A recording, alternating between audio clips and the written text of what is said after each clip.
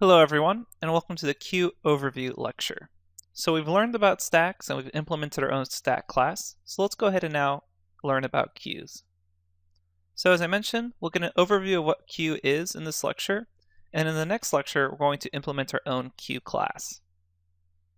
So a queue is an ordered collection of items where the addition of new items happens at one end, called the rear, and the removal of existing items occurs at the other end, which is called the front. As an element enters the queue, it starts at the rear and makes its way towards the front, waiting until that time when it is the next element to be removed.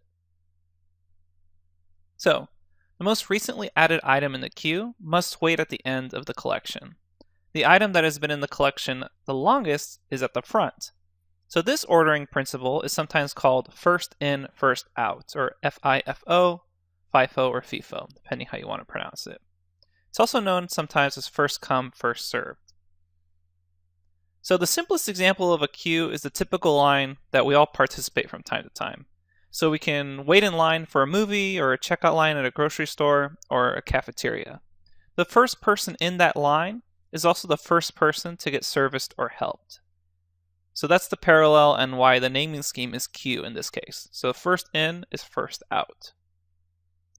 So, for example, in this figure, we have two new terms here, NQ or on queue, and then DQ or they queue, depending how you pronounce it. So we have the back and the front of the queue.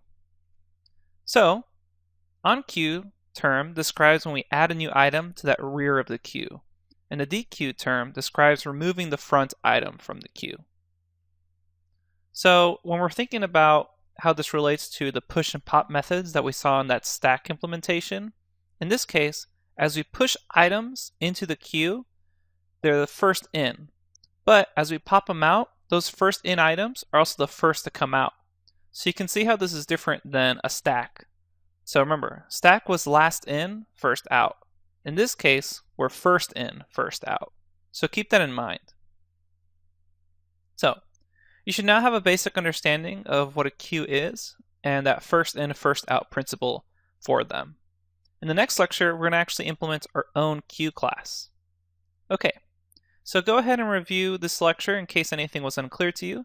There's also a Jupyter notebook that goes along with this lecture, so you can check it out as well. And you can check out the resource for the PowerPoint that we went over in this lecture.